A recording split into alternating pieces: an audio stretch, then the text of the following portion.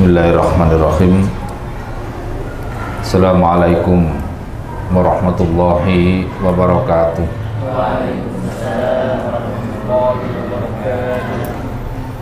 Alhamdulillahi wa kafa. Wassalatu wassalamu ala nabiyil mustafa. Asyhadu an la ilaha illallah wahdahu la syarikalah. Wa asyhadu anna Muhammadan abduhu wa rasuluh. La nabiyya wa la rasula ba'dah.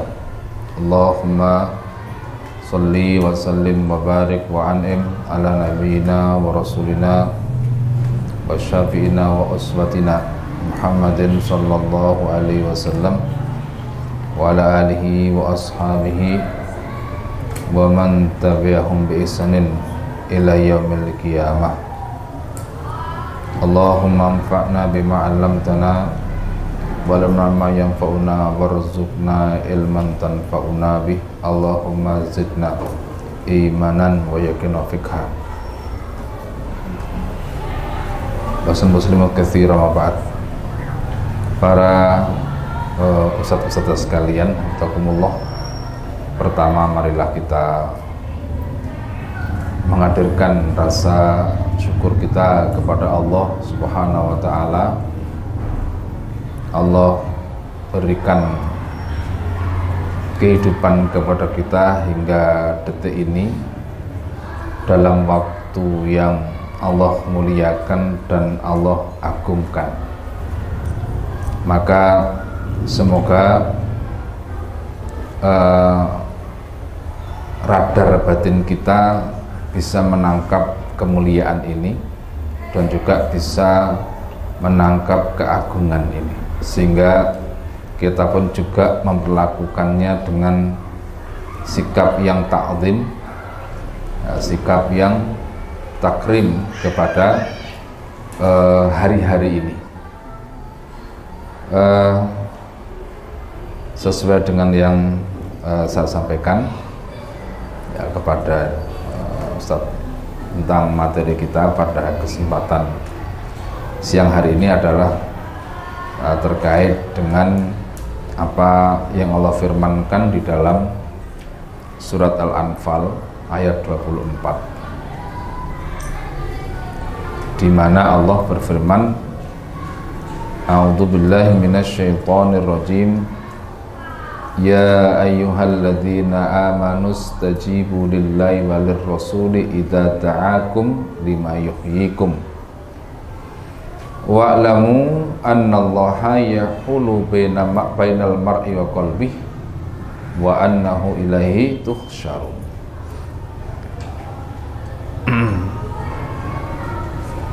Wahai orang-orang yang beriman, sambutlah Allah dan Rasulnya. Artinya sambutlah seruan Allah dan Rasulnya apabila menyeru kalian kepada hal-hal yang memberikan kehidupan kepada kalian. Wa'lamu annallaha yahulu bainal mar'i wa qalbihi. Dan ketahuilah oleh kalian bahwa Allah itu yang membuat batas, membuat pemisah antara seseorang dengan hatinya sendiri.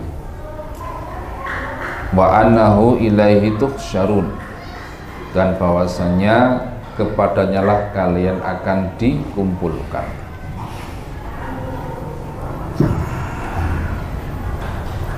Para ustaz sekalian, di antara hal penting yang dipesankan oleh ayat ini, memang kita akan lebih mudah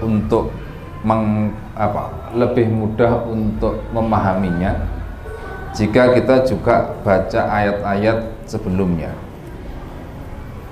Nah, ini untuk mendapatkan apa? Mendapatkan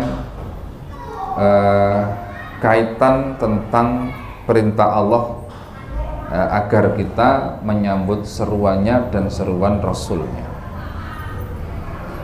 di mana kalau kita lihat di beberapa ayat sebelumnya, Allah berfirman misalnya, ya ayyuhalladzina amanu atiiullaha wa rasulahu wa la tawallau anhu wa antum tasma'un wa la takunu kalladzina qalu sami'na wa hum la yasma'un inna syarrad dawabi indallahi summul bukmul ladzina la ya'qilun walau alimallahu fi khairan la asma'hum walau asma'hum la tawallaw wa hum mu'ridun. Saya tidak mengurai itu satu-satu, tapi kita ambil intinya saja ya. Bahwasannya ada, kalau dalam dunia pendidikan kita mesti memahami tentang jendela atau pintu-pintu ilmu ya, pintu-pintu ilmu. Karena apa? Kita penting untuk memahami pintu ilmu itu karena nilai kehidupan manusia itu terbedakan, diantaranya adalah oleh ilmu. Makanya Allah berfirman, Allahu akhrajakum min butuni ummahatikum la ta'lamuna syai'a wa ja'alakumus sam'a wal absara wal af'idah la'alakum tashkurun. Jadi wallahu akhrajakum min butuni ummahatikum la ta'lamuna syai'a. Jadi Allah yang mengeluarkan kalian dari rahim ibu kalian dalam keadaan tidak tahu apa-apa. Dalam keadaan tidak tahu apa-apa. Lalu Allah jadikan untuk kalian pendengaran, penglihatan dan hati. Ya, pendengaran, penglihatan dan hati. Untuk apa? Untuk apa? Agar kalian bersyukur. Kalau kita bandingkan kemudian di ayat-ayat lain, di beberapa ayat lain, ternyata Allah juga yang menegaskan bahwa secara umum manusia itu gagal dalam hal ini. Jadi secara umum manusia itu gagal. Jadi ketika Allah memberikan kepada mereka pendengaran, penglihatan dan hati, yang di antara fungsi utamanya itu adalah manusia itu bisa bersyukur. Dan bentuk syukur itu apa yang paling utama? Adalah mempergunakan nikmat Allah untuk ketundukan, untuk taat kepadanya. Karena nikmat Allah, kehidupan kita sendiri, misalnya umur kita sendiri, kemudian jasad kita sendiri, bahkan yang penting tadi apa? 3 tadi. Kita ingat bahwasanya setiap, saya agak sedikit jedah ya. Jadi setiap kali Allah itu mengkritisi, Allah itu menegur manusia yang salah hidupnya, itu mesti dengan 3 hal ini. Sumum bukmun umyun fahum la yaqilun, kalau dalam Al-Baqarah yang berapa? 100 berapa itu? Ya, atau la yarji'un. Ya toh? La yarji'un. Dengan apa? Dengan pendengaran, penglihatan dan hati, misalnya. Ini penting saya sampaikan, karena apa? Ini nanti tugas kita sebagai pendidik di sini. Optimalisasi pendengaran, penglihatan dan hati. Nah, nanti kita akan ketemukan relevansinya dengan apa yang Allah firmankan dalam surat Al-Anfal 24 itu. Nah, sebelumnya agar kita bersungguh-sungguh, kita harus mencermati peringatan Allah. Nanti kita coba bedakan penggunaan istilahnya. Dalam surat Al-Mulk, kan Allah berfirman apa? Huwallazi ansha'akum wa ja'alakumus sam'a wal absara wal af'idah, terus qalilan ma tashkurun. Di ayat surat An-Nahl tadi 70 berapa itu? Ya. Allah sampaikan Allah yang mengeluarkan kalian dari rahim ibu kalian. Dalam surat Al-Mulk beliau menggunakan Allah menggunakan waladhi ansha'akum. Ansha'a biasanya secara gampangan diartikan mencipta. Padahal ini adalah mencipta dengan sebuah proses. Ya. Insya itu adalah proses perkembangan. Ya, yang kemudian kata Allah bahwasanya dengan 3 instrumen tadi, pendengaran, penglihatan, dan hati itu, manusia tidak mencapai target seperti apa yang Allah sampaikan, la'alakum tashkurun tadi. Karena Allah menyampaikan apa? Qalilam ma tashkurun. Sedikit di antara kalian yang bisa bersyukur, maka wa qalilum min ibadiyas syakur. Sedikit di antara kalian nanti yang bisa bersyukur. Nah, padahal tidak bersyukur itu apa?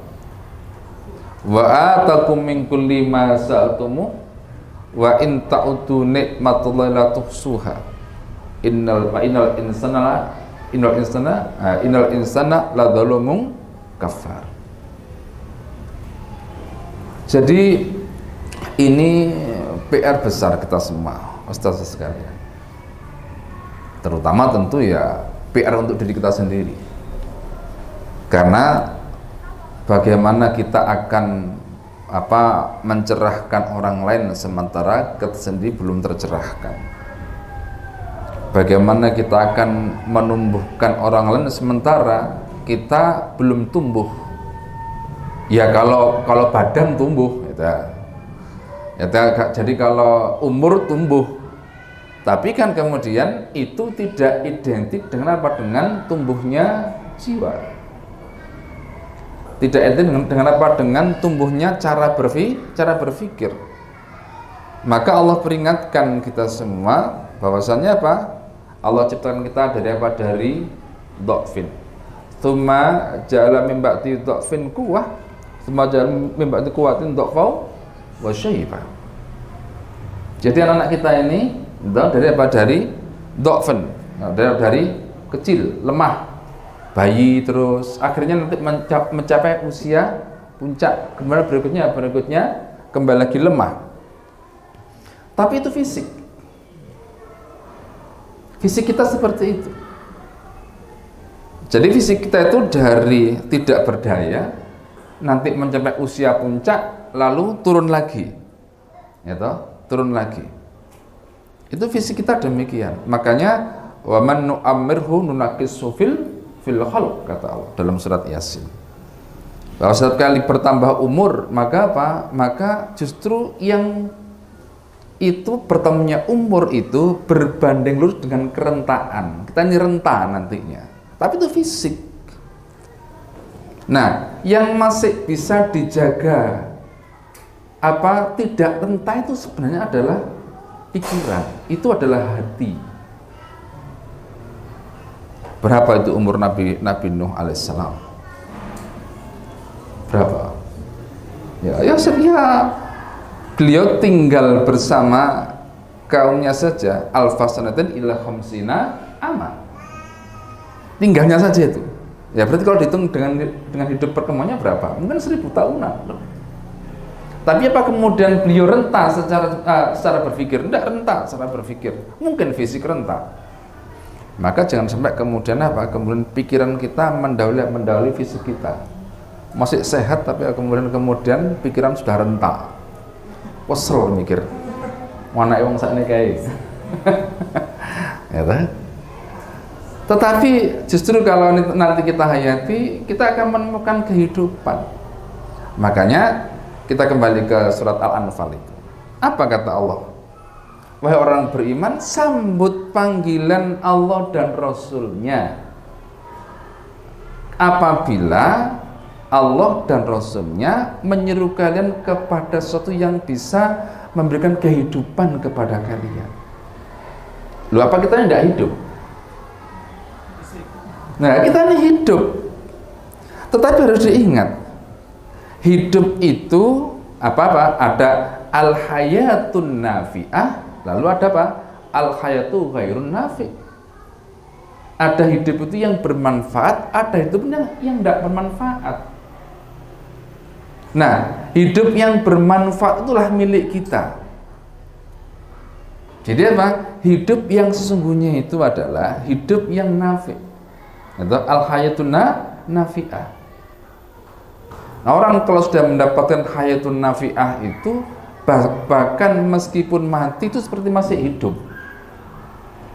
Wala taqulu lima yuqtalu fi sabilillahi amwat bal ahya. Itu orang kalau menemukan kehidupan yang betul itu bagaimana? Mati pun masih dianggap hidup.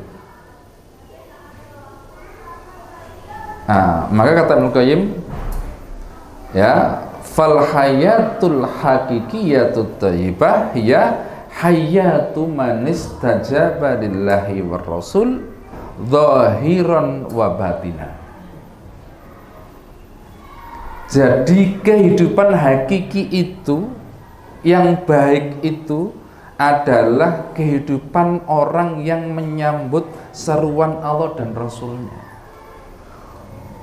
Maka kita mencoba untuk mendidik itu apa? Adalah bagian daripada menyambut seruan Allah dan Rasulnya. Bukan apa? Bukan semata-mata mendidik karena apa? Karena pekerjaan. Tapi apa? Menyambut seruan Allah dan Rasulnya. Makanya kemudian profesi yang sangat elit itu kan kata Nabi apa? Khairukum man ta'allamal Qur'an wa 'allamah. Itu kan profesi elit ya, satu kan. Sebaik-baik kan itu siapa? Orang yang belajar Quran dan mengajarkan. Elit itu. Ya, jadi sangat tinggi. Karena dikatakan sebaik-baik kalian oleh Nabi SAW. Loh, kenapa demikian? Karena dengan Quran itu menghidupkan hati, menghidupkan jiwa. Karena itu diantara tafsir nanti dari lima yuhyikum itu apa? Yang menghidupkan itu apa? Di antaranya adalah Quran. Kata Qatadah radhiyallahu anhu bahwasanya apa? Apa sih yang menghidupkan itu? Beliau mengatakan Quran. Ya, Quran. Kembali lagi sekarang bahwa kehidupan yang hakiki, yang baik itu adalah kehidupan orang yang menyambut surat Allah dan Rasulnya. Lahir batin. Nah, beliau ini, mereka ini, ya kata Ibnu Qayyim bahwasanya fahaula humul ahya'u wa in matu. Mereka itu hidup walaupun secara fisik mereka mati. Wa ghairuhum amwatun wa in kanu ahya'al abdan. Yang selain mereka itu apa? Mereka mati walaupun apa? Walaupun fisiknya hidup. Berarti kayak apa kira-kira? Kalau orang dulu bilang itu jerangkong. Tahu jerangkong Pak ya? Enggak tahu istilah jerang. Ya itu, apa namanya? Orang yang yang beri bantu gitulah. Tapi itu istilah saja. Istilah saja. Jadi orang yang apa? Orang yang hatinya mati, jiwanya mati. Kenapa? Karena dia tidak memenuhi fungsi utama daripada kehidupan itu diberikan oleh Allah Subhanahu wa taala.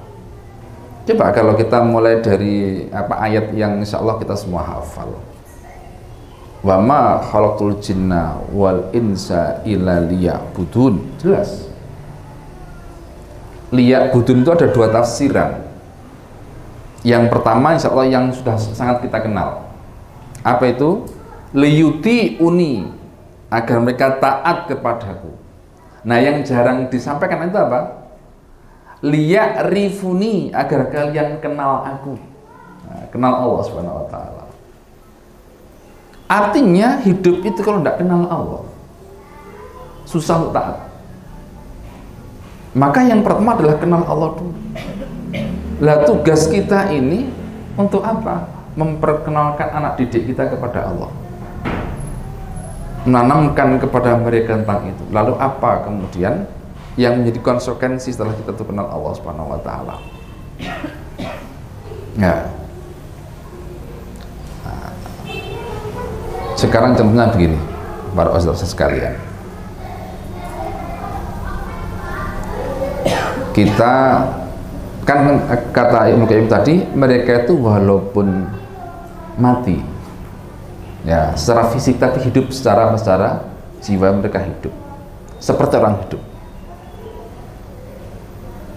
Nah, sekarang begini, saya tanya ustaz sekalian, umur yang jadi milik itu yang mana? Umur yang itu milik kita, bukan umur yang jadi beban kita, yang jadi tanggung jawab kita. Yang mana?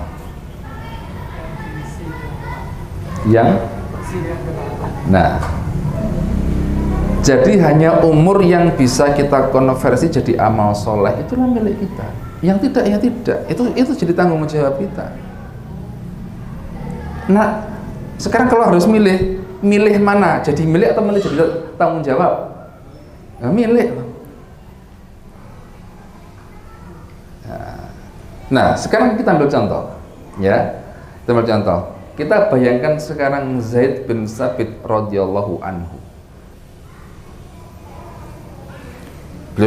Beliau sudah wafat, bukan?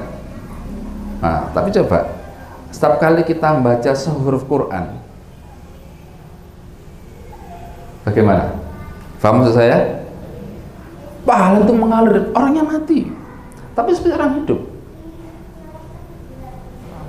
Amal apa? Amal ketika itu. Amal ketika apa? Ketika beliau hidup. Jadi siapapun yang kemudian membaca Quran, pahalanya pasti seperti orang hidup, walaupun sudah tidak ada orangnya. Inilah yang walaupun sudah secara fisik orangnya wafat, tapi apa? Tetapi seperti hidup dia. Makanya doa Nabi Ibrahim itu apa? Waj'alil lisana sidqin fil akhirin. Ya Allah, jadikanlah aku tutur kata yang baik bagi anak turunku, bagi orang-orang yang apa? Bagi orang yang berikutnya. Nah, sekarang begini masalahnya. Nah, ini saya tadi sudah mencontohkan Zaid bin Tsabit, ya, dan banyak lah.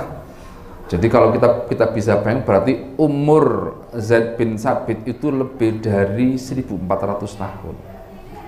Kalau bicara apa? Al-hayatut thayyibahnya, gitu. Al-hayatun nafi'ahnya. Kalau bicara tentang kemanfaatan hidupnya, lebih dari 1400 tahun.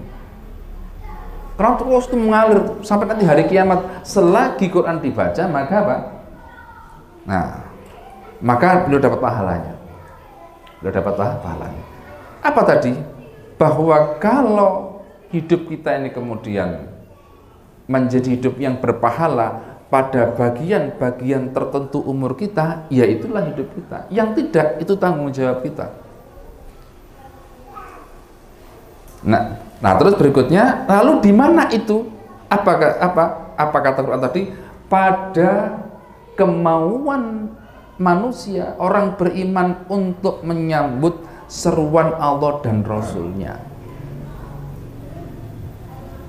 Contoh sekarang Ramadan, Ramadan ini seruan dari Allah, gitu, seruan dari Allah. Bahasa Qurannya, faman syahida minkumus syahra fal yasum. Ingat, di antara penanda waktu Ramadan kata Allah, kalau kamu lihat hilalnya, maka berpuasalah. Kalau Sya'ban apa? Kenapa kalau Sya'ban? Apa Ustaz? Kalau Sya'ban? Sama puasa juga. Cuma kata Nabi apa? Dzalikah syahrun yafulu anhun nas. Ini bulan yang banyak tidak dihiraukan orang. Ya, jadi Allah itu memberikan penanda-penanda pada waktu. Nanti Syawal ada penandanya, ya Dzulqa'dah ada penandanya, Dzulhijjah juga ada penandanya. Meskipun tidak semuanya, ya tidak semuanya. Ya, jadi agar apa? Karena begini, kalau semua waktu ditandai semuanya ya kita berat juga. Jadi kalau orang itu misalnya ya Allah jadikan setahun itu Ramadan semua, kok saya tidak yakin ya. Buktinya apa? Loh, yang dikasih yang sebulan saja loh sulit.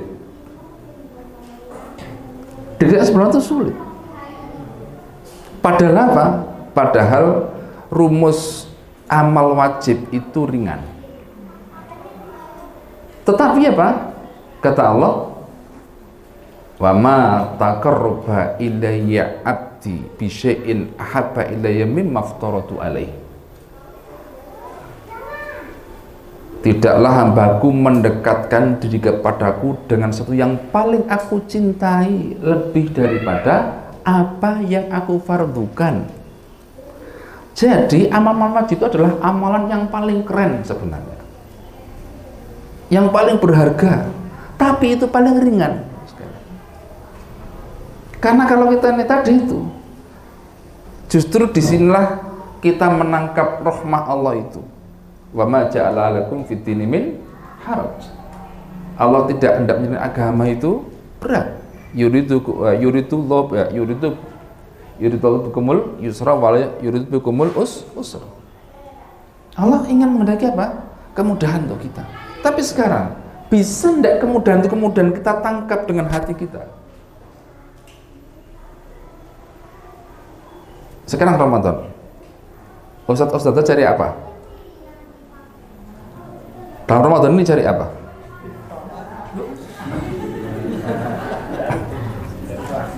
Ya enggak apa-apa.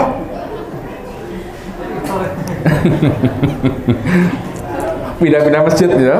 Pindah masjid cari iftar, cari variasi loh. Cari apa sebenarnya? Loh, kalau yang termaktub dalam hadis apa? Lah, kan kalau yang termaktub dalam hadis itu kan as-shalawatul khamsu wal jumu'atul jumu'ah wa ramadan illa ramadan mukaffiratun lima bainahun mujtanibat al-kabair. Penghapusan dosa. Masalahnya sekarang penting tidak penghapusan dosa itu bagi kita? Penting apa tidak? Yang penting itu yang merasa berdosa. Sing krasa dosa penting. Terus bagi yang tidak, ini tidak penting. Perkara adalah sekarang kan begini, apa kalau jika demikian apa masalahnya? Masalahnya hatinya urip apa ora? Hanya hati yang hidup yang merasa dosa itu banyak. Sehingga apa? Sehingga saum itu, Ramadan itu ditunggu. Bukan isbatnya yang ditunggu, Pak. Karena apa? Banyak toh, sekarang gini, nanti Ramadan itu datang kepada kita sebagai hal berharga yang ditunggu, atau dia secara rutin ya kita melewati kita saja.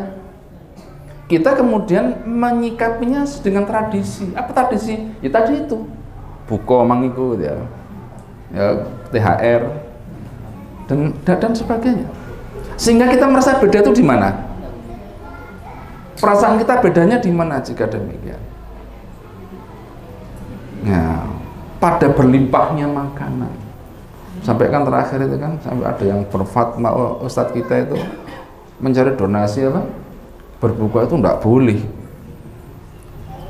Kok kan banyak yang protes itu. Tapi saya pikir harus ada yang menyampaikan ini. Meskipun tidak harus diikuti. Tapi apa harus ada bahwasanya, loh, Nabi itu bukannya dengan kurma, dengan loh, dengan rotop kalau ada. Enggak ada. Dengan apa? Dengan kurma. Kalau enggak ada dengan air sudah. Siapa yang nyuruh bawa kotaan? Dan siapa yang suruh galang? Kan ada benarnya toh? Ada benarnya. Karena apa? Tadi itu. Jadi akhirnya Ramadan kita itu adalah tradisi. Yang membedakan justru bukan sisi batinnya, pentingnya diampuni tadi. Nah, itu kalau kita teliti lebih dalam, Ustaz sekalian, justru kan gini, masalah yang menjadikan puasa kita itu atau Ramadan kita itu problem itu kan justru bukan pada puasanya. Puasanya gampang kok. Kan puasa secara fikih kan gampang. Al-imsaku anil muftirat min tulu'il fajr ila ghurubi syams ma'aniyah. Kan itu aja toh. Apa itu? Menahan dari yang membatalkan puasa mulai dari terbit fajar sampai terbenam matahari dengan niat, sudah cukup itu. Tetapi Allah suatu saat akan mengatakan, "Hai fulan, puasamu bukan milikku." Itu yang perlu kita khawatirkan. Apa itu? Allah mengatakan, "Ya fulan, ya siamuka." Ya. Jadi puasamu itu bukan milikku. Itu yang justru perlu kita antisipasi. Dan masalahnya sekarang adalah yang menjadikan puasa tidak diakui itu bukan pada puasanya, tapi aspek-aspek di luar puasa. Misalnya berkata dusta. Berkata dusta tidak terkait dengan puasa kadang-kadang. Ya, misalnya kita bohong pada murid misalnya. Kita asli itu tidak tahu, tapi kemudian pura-pura tahu. Gimana? Ya, kita tidak tahu jawabannya, tapi kemudian mengatakan kita tahu jawabannya. Padahal sebenarnya tidak tahu, cuma maunya menunda, tapi seolah-olah tahu, nanti beritahu ya nanti. Padahal si iku sih golek jawabannya gurunya asli. Nah, jadi Ustaz sekalian, ini hal-hal yang kenapa kok sulit ditangkap? Kenapa ketika bahkan kadang-kadang kita tuh tidak tahu harus menjawab apa ketika ditanya, cari apa sekarang di Ramadan sekarang? Cari penghapusan dosa, tapi itu tidak terasa di hati tentang pentingnya penghapusan dosa itu. Karena apa? Karena kita tidak merasakan bahayanya dosa. Sebagaimana kita pun juga tidak merasakan berharganya pahala. Bahwa yang Nabi mengatakan tuftahu fi abwabul jannah, ya tidak tertarik. Dibuka dalamnya pintu surga, ya tidak tertarik juga. Kemudian berikutnya wa tughlaqu fihi abwabul jahim, malah pendongkel. Ditutup pintu neraka, kepingin buka. Loh kan kebalik-balik cara berpikirnya. Nah, lah mana persoalannya? Nah, makanya sekarang saum kita ini kan contoh saja. Saum kita ini istijabulillah wa rasul atau bukan, kan gitu. Kalau memang itu betul-betul istijabah lillahi wa rasul, akan menghidupkan jiwa kita. Akan menghidupkan jiwa kita. Nah, dan karena itu kehidupan jiwa, ya, dan itu kita anggap penting, ya kita lama persiapannya. Kita butuh persiapkan itu. Nah, inilah dulu kenapa para ulama itu kalau meskipun sudah hafal kitabnya, ngontok hafal kitabnya itu kemudian menjelang nanti sekian bulan itu diulangi lagi, ngaji lagi itu, diulang lagi. Loh kenapa? Sudah hafal loh padahal. Pertama begini, ilmu itu bukan hanya yang tertulis, ya tahu? Bahwasannya ya yang tertulis tetap karya manusia. Ada hal-hal yang nanti bisa jadi akan apa? Akan didapatkan dengan proses menjalankan ibadah. Jadi ibadah itu adalah pintu ilmu. Ibadah itu adalah pintu ilmu. Nah, ini yang memang tidak ada dalam terminologi ilmu-ilmu yang berbasis dengan barat itu tidak ada. Jadi kalau kita ini Ustazah belajar epistemologi apa enggak? Filsafat ilmu. Nah, belajar kan ya? Nah, ada enggak doa itu masuk? Hah? Enggak ada. Coba dalam Quran. Apa kalau dalam Quran contohnya? Apa contoh dalam Quran itu? Ya, inna fi khalqis samawati wal ardi wa ikhtilafil laili wan nahari la ayatil liulil albab. Siapa itu? Apa cirinya? Alladzina yadhkurunallaha qiyaman wa qu'udan wa ala junubihim. Bahwa zikir itu bukan hanya memperbanyak pahala, tapi nggarai pinter. Nah itu. Jadi apa? Menjadikan cerdas. Makanya kalau misalnya Imam Bukhari itu diukur dengan apa alat ukur IQ hari ini, jebol ayatnya itu. Jebol itu alatnya itu. Iya, nggak bisa.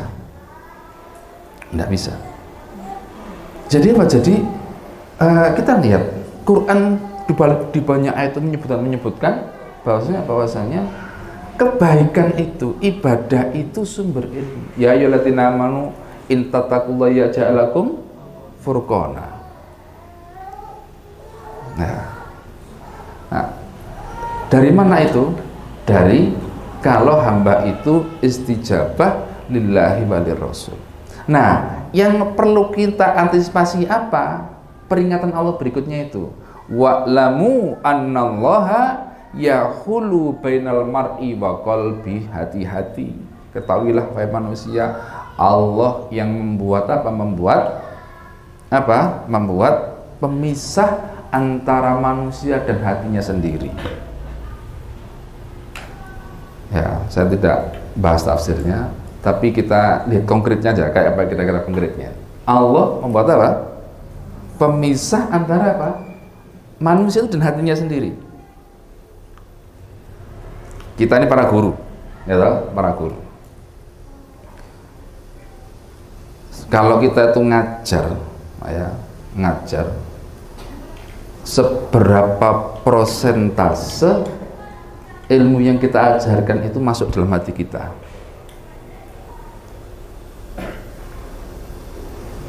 Seberapa kira-kira persentasenya?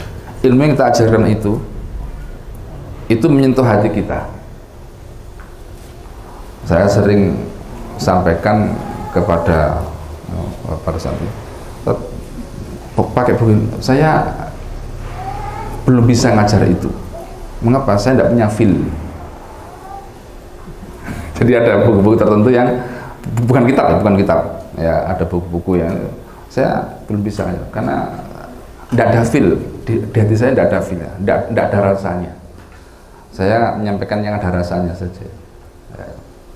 Nah, jadi seberapa sekarang? Karena apa? Kita harus ingat, Imam Ahmad pernah mengatakan sautul qalbi ila qalbi yasri. Suara hati itu akan masuk ke dalam hati juga. Kalau kemudian itu hanya suara lisan yang kita masukkan, bukan suara hati kita, ya susah masuk ke dalam jiwanya anak didik kita. Makanya kemudian kita menemukan fenomena kontradiksi. Ya, pada mungkin sebagian anak kita kontradiksi antara muatan yang sudah banyak diterima dan perilakunya. Ada kesenjangan. Ya, ada kesenjangan.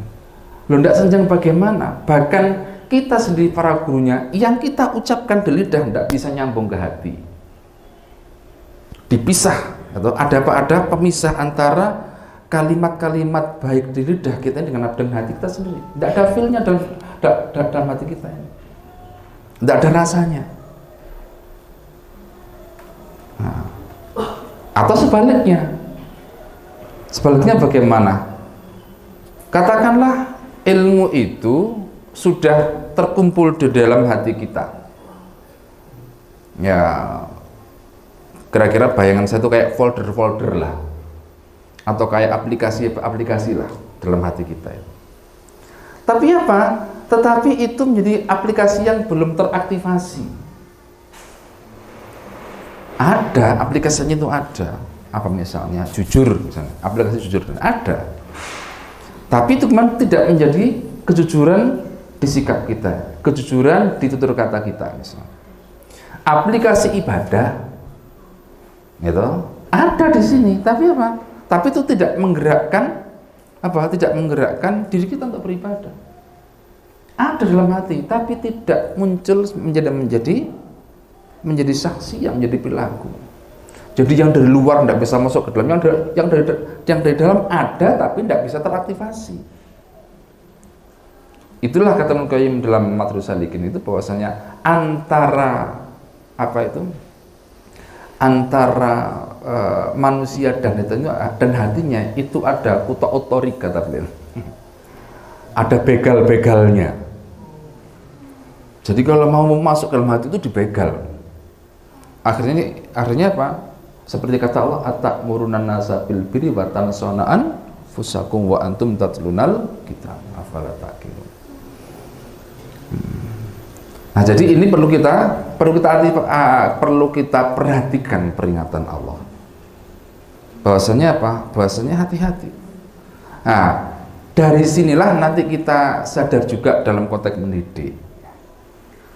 Makanya kemudian kita tuh menjadi misalnya apa ya, Bapak Ustaz sekalian, wisuda. Sekarang wisuda itu apa? Wisuda itu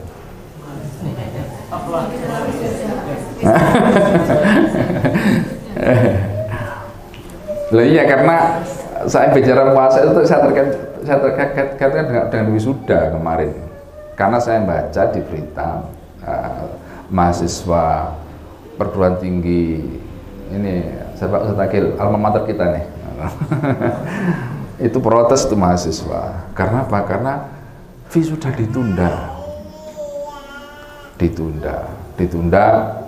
berapa, ada yang matang setahun, tapi kata versi kampus enggak, 3 bulan sebenarnya. Tapi apa kata mahasiswa? Tapi kita sudah rugi dengan itu, rugi biaya, rugi waktu. Karena untuk wisuda itu kan dipersiapkan itu, biaya mendatangkan orang tua berapa, nanti kalau jauh penginapannya berapa, segala macam. 3 bulan atau bahkan sekian bulan sebelumnya. Nah, saya tanya ke santri ya waktu itu, 10.000 kalian siapkan enggak untuk Ramadan? 10.000 saja kalian siapkan untuk Ramadan? Oh, enggak kepikir kan? Itu tidak kepikir. Padahal Ramadan. Jadi kalau wisuda itu atau apa ya, resepsi lah gitu ya, resepsi. Ya, jadi kalau wisuda itu kan seremonial 2 jam lah. Seremonial 2 jam. Sebenarnya ya seperti resepsi itulah. Seremonial 2 jam. Tapi berapa persiapannya? Berapa lama persiapannya? Bisa berbulan-bulan, bahkan mungkin setahun sebelumnya disiapkan. Tapi untuk Ramadan yang menyelamatkan hidup, seberapa kita merasa harus menyiapkan? Atau ibadah-ibadah yang lain, gitu, yang itu penyelamatan hidup. Nah itulah, jadi pemahaman dari al-hayatun nafi'ah, hidup yang bermanfaat. Atau dalam bahasa para ulama mengartikan atau menafsirkan istijabah dari Rasul itu. Sehingga artinya di sini situasi yang seperti situasi kondisi jiwa kita yang demikian itu menjadikan pola pikir itu terbalik-balik, paham ya? Sehingga yang seharusnya dihargai betul ini butuh persiapan lama, ini malah tidak dipersiapkan. Yang sebenarnya andai kata ndak begitu loh juga ndak apa-apa sebenarnya. Andai kata ndak seremil pun juga ndak apa-apa. Juga demikian dengan apa? Dengan resepsi. Maka ketika ada mahasiswa Pajajaran ya ngomong begini, tapi ini kan udah lewat ya, sehingga kalau saya ngomong bukan lagi masalah apa namanya Pak, kampanye enggak. Jadi sambil nunggu Anies Baswedan datang itu ngomong begini, Pak Anies nanti tolong kalau jadi presiden ya diatur undang-undang pernikahan. Kenapa? Sebenarnya menikah itu mudah, yang susah itu adalah omongan tetangga.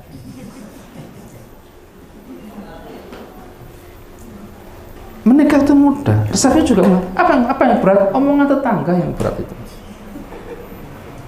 Omongan teman yang berat. Karena apa? Biaya itu di situ biasanya biaya itu. Biaya jutaan itu apa di omongan itu. Ya. Nah, maksud saya begini, kita bandingkan sekarang wisuda, puasa dan seterusnya.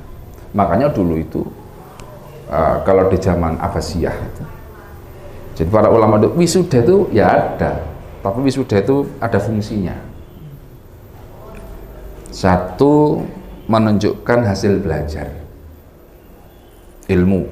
Maka biasanya ada apa? Wisuda malah diuji, hafalan diuji. Berikutnya membanggakan para guru. Ya, membanggakan para guru, membahagiakan para guru. Bahagia dengan apa?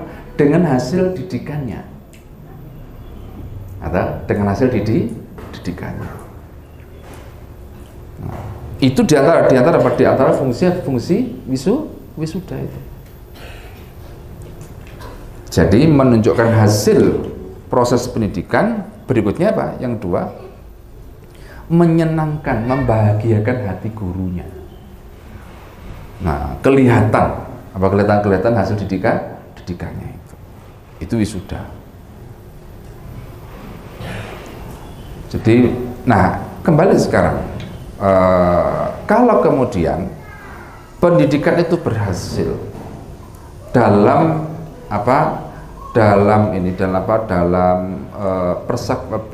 perspektif Quran tadi, di mana yang terdidik itu sampai masuk ke dalam jiwa anak kita. Maka apa sekalian? Ya. Nah, itu berawal atau bersumber dari mana? Dari hidupnya hati-hati kita. Maka sebenarnya di antara proses penting dalam kita mendidik itu adalah apa? Adalah ya tarbiyatu anfusina, mendidik jiwa kita. Sekarang begini, saya ambil contoh misalnya begini,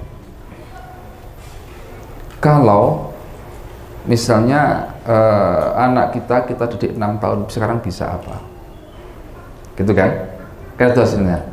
Dalam saat yang bersamaan, dalam 6 tahun itu kita juga berkembang menjadi seperti apa para gurunya? Karena kalau tidak, maka apa? Nah, ini kalau pendidikan menengah atasnya. Nanti jauh-jauh gurunya kesalep bisa ke muridnya. Sehingga nantinya akhirnya kita merasa, loh, saya tidak layak ngajari mereka kalau begitu. Kenapa? Mereka capainya lebih daripada saya. Ini kalau pesantren nohok sekali. Kenapa? Pesantren misalnya targetnya hafal Quran dan seterusnya. Gurunya, kita para gurunya tidak tersentuh sama sekali dengan itu. Akhirnya loh, bagaimana mungkin? Ya, santri sudah hafal Quran, kemudian bahkan mungkin sudah baca tafsir, baca hadis macam-macam. Nah, itu perkembangan santri misalnya 4 tahun atau 6 tahun atau 7 tahun ya misalnya dengan pengabdian. Nah, terus gurunya 7 tahun jadi apa sudah? Berkembang jadi apa? Padahal rumusnya bagaimana seharusnya? anak-anak kita itu akan lebih tinggi karena apa? Gurunya pasti lebih tinggi lagi kan itu. Semakin tinggi kualitas guru maka akan semakin tinggi kualitas anak didik kan itu logikanya. Sehingga guru itu sekian langkah lebih maju daripada apa? Daripada muridnya. Yang bahwa nanti setelah diwisuda perkembangan berikutnya akhirnya gurunya kelas sama muridnya biasa. Gitu? Biasa. Jadi ketika Imam Syafi'i masih ngaji pada Imam Malik, ya Imam Syafi'i belum lebih Imam Malik. Tapi kita Imam Syafi'i sudah selesai, ya bisa jadi dianggap lebih hebat daripada Imam Malik kan gitu. Dalam hal tertentu ya, di dalam bidang ilmu tertentu. Nah jadi Ustaz sekalian, kembali lagi kepada bagaimana kepekaan kita. Kepekaan batin kita, termasuk tadi itu kepekaan batin terkait dengan hal-hal yang memang seharusnya hamba Allah itu menangkapnya dengan apa? Dengan batin. Makanya kalau kita baca hadis misalnya ya hari Ramadan ya, ini sebagai contohnya. Jadi Nabi itu ketika Ramadan datang, Nabi itu kan dalam bahasa itu selebrasi. Tapi ya selebrasi bukan seperti orang kafir. Tapi jadi artinya itu menyampaikan bisyarat, menyampaikan kabar gembira. Maka misalnya dalam hadis Al-Imam Baihaqi, Imam Tirmidzi misalnya, koja akum syahrun mubarak. Itu sahabat langsung paham itu. Nangkep sudah itu. Ini pasti kabar gembira dari Nabi kan begitu. Nah, sekarang kalau itu kita kisah itu kita transfer ke kita hari ini. Bagaimana kita mendengarkan hadis yang sama? Karena apa, Ustaz sekalian? Hadisnya tidak berhenti di situ masalahnya. Karena apa? Karena lanjutannya itu, apa isi berita gembira itu? Kata Nabi, iftaradallahu alaikum siyamah, Allah wajibkan kepada kalian berpuasa. Loh, katanya gembira kok kewajiban? Loh, kan gitu. Ya tak? Katanya gembira kok malah kewajiban yang disampaikan. Nah, jadi apa? Berarti apa? Berarti kita punya standar gembira yang berbeda.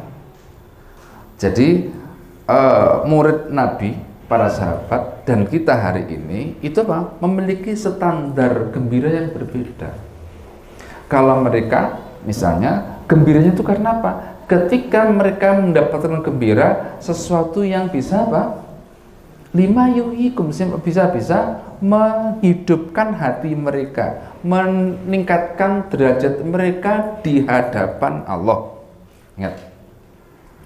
Jadi pada sini mereka itu bahagia kalau mereka mendapatkan kenaikan peringkat, kenaikan derajat, tapi di hadapan Allah. Maka mendengarkan kewajiban itu mereka senang.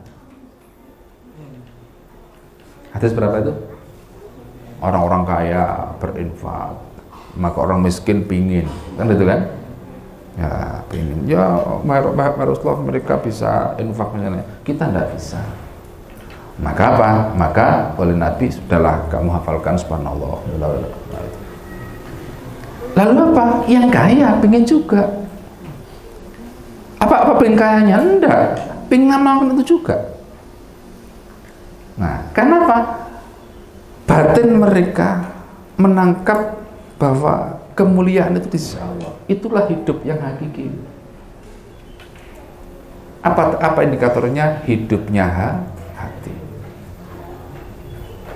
Seperti kata Nabi Ibrahim alaihissalam apa? Wala tuhzini yauma yub'atsun yauma la yanfa'u malu wala banun illa man atallaha biqalbin salim. Nah, orang yang datang kepada Allah dengan hati yang salim, hati yang hidup. Nah, Ustaz sekalian, inilah sebenarnya tugas tarbiyah kita.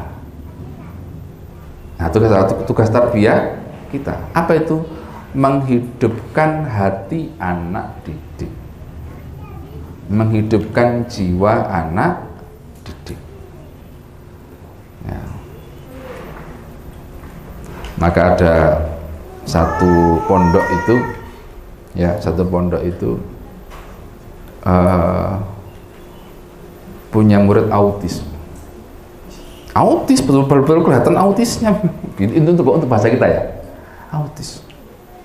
Anak itu autis. Tapi sekarang anaknya sedang menempuh sanad untuk hafalan Quran. Anak autis. Karena apa? Saya melihat apa yang pertama diinikan di pondok itu, diperlakukan sama. Jadi bukan anak yang apa istilahnya anak berkebutuhan khusus, tidak begitu, sama. Akhirnya masya Allah anak ini. Jadi belum ada bahasanya tadi autis, tapi prosesi akademisnya masya Allah juga kesolehannya. Tetapi tetap dengan apa, dengan ya perwajahan atau dengan apa bahasa kita itu. Ya performan seperti apa yang sering kita anggap sebagai anak autis tadi. Nah jadi sekarang kembali lagi kepada kita para sekalian, bagaimana hidupnya hati kita. Sekali lagi kalau hati kita sakit, nanti anak didik kita juga ikut-ikutan sakit. Hati kita sehat, maka mereka pun juga akan ikut sehat, insya Allah. Baik, saya kira demikian untuk materi ini pada kesempatan hari ini. Semoga bermanfaat.